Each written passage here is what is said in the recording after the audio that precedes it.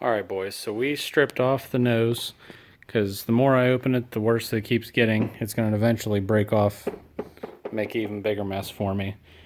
So there's a couple ways we can do this. There's drawbacks to all of them. So what we got going on here is it broke over here initially probably because that's where most of it's missing. And from it being open and closed, we got that wandering around over here, which wraps around and seems to stop on the black, which is good. A lot of times what I like to do is fix the fiberglass, but only paint the front black part if it's on what I'm trying to save. Jesus, cart. So, you can play the game of JB Weld and fiberglass, but it will always crack because it's all the weight's on two little spots. You're not gonna be able to butter it up that way. You gotta make it better than what Sears did. Because you put a nice new one on or a good one, it'll eventually crack as well, even just normal use, unless you are very careful with it. So, the tactic I'm gonna probably use is put, on this one I'm gonna put a piece of brake line, 1/4 inch brake line. I have the nickel copper laying around. It seems to be a little bit thinner wall. I'm sure it's all the same, but if you cut it real nice and then you take a little reamer inside of it, you can get to where a 1/4 by 20 bolt fits in there. So what we're going to probably do is make a metal plate that hugs across here, and it might bend around and intersect these on both sides of this. So we have a nice metal piece holding it on. And then we'll either epoxy it or we'll make it to where it wraps around and squeezes on this, and then we can fill this with fiberglass so this is more solid of a joint. But let me see if I can fabric cobble something up and see what we come up with. Alright guys, so I went to Napa, bought ourselves a 2x3 sheet of steel. I don't know what thickness it is, I should have probably thought of that, but just not too thin, not too thick, something that sounds like that. So I made myself a little template because I want to follow the contour of the front of the grill. So it's gonna do something like this, like a hot dog bun. This might not work out, but this is a way that I've thought about fixing these. So the best way to figure out if it works is just try and do it. Okay, so you don't want it to where it's perfectly at the edge because you want some wiggle room for filling that in, because we're gonna make it look pretty, but make it strong at the same time.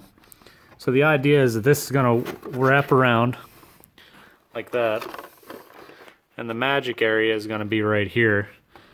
So my idea is to have this flat spot. Imagine this is going to be cut out, and I'm going to fold this into the original piece there, and then when you tighten it up, it's going to squeeze this, and then you're going to have metal on both sides of this.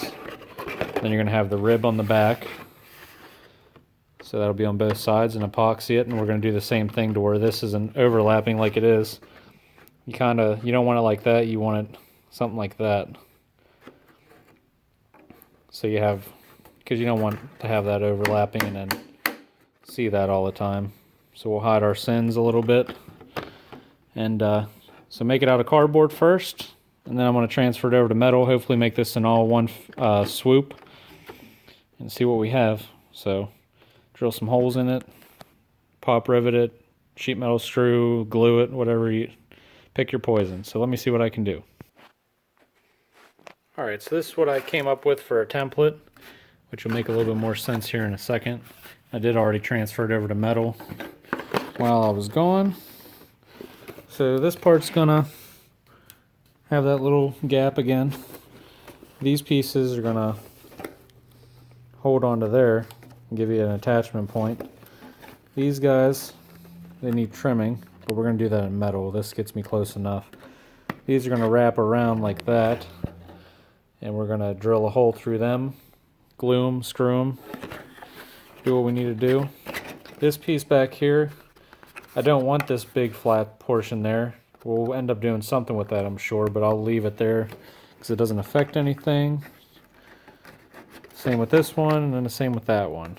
So I'm going to bend that over my knee and put a line in it, put a kink in it, and start making it fit this grill a little bit more. Alright guys, so I got this bent up and cut up. That's somewhat of the idea of what we're going to do here. I gotta trim this because it's down too far. What I might end up doing is taking a washer and welding it on there, and then that'll give me some wiggle room. But that's the general idea. Then what we might do is take a strip through here and get it together so it's all together so it doesn't bend, and we'll see what we can do with it after this. Alright guys, so we got the piece wrapped around, and I ended up doing what I said I was going to do. I welded 1/4x20 washers on there and then bridged this. I know it looks like hell, but once it's painted, some more grounding and stuff, it will probably look better. So then the piece wrapped around, I got a pop rivet through the underside to the other side, so these are sandwiching the original fiberglass. We got this all bridged with a nice triangle piece in there to strengthen that all up. Started laying some fiberglass to cover up our sins. And then that's the top piece of it. So we got a nice little ledge there so I can fill that in. This needs filled in, but this is all going to get fiberglass and then sanded down, roughed in, and then the icing put on to make it look pretty. And then that little crack's getting some fiberglass on it. Oh, and the big chunk that was missing, I wrapped the metal up around. Ended up, there's metal wrapped the whole way around now, welded together. And I bridged it over into this part of the hinge, the one that was broken off. So this side should be pretty stiff. So I got some new old stock headlights in her that we found. So once that's done, and I drop it, and we mask this off, paint it black, it should look pretty darn nice. So let me do some more to it. I'm trying to blend it into the lip of it.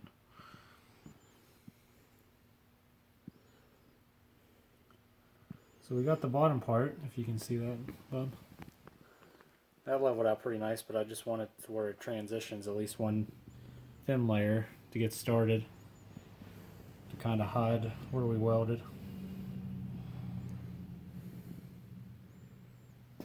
So it looks pretty good for a rough end. Where's that other piece of cardboard you had? Okay guys, so this is where we're at now after that layer of fiberglass, and we're going to put one more coat on it and call it a day.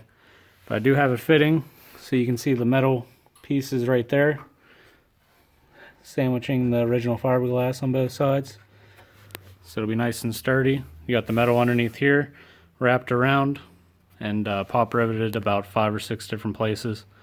So we're going to put one more layer on it, try to make this more uniform across here. And or I don't know if you saw it, uniform across there straight, and then we'll put the icing on it and call it a day. Paint her black. So let me put some more on here and see what it looks like after that. Alright guys, so this is what we're going to call it for today. We'll probably make this 2 parts, but we got it roughed in. We got all this structurally sound with the fiberglass. We got that part of the lip fixed. So now we just got to sand this, get it relatively smooth, and kind of fix these problems and the crack that was there. Then we'll mask this off, paint this black. Probably shouldn't have put the headlights in, but oh well. Take them back out. But here we go. We got pivot action. I almost trust enough that I could let it go, but I'm not going to. But good shot's nice. Got the black right there where it's supposed to be. So, all in all, turned out nice. And we added a little extra touch.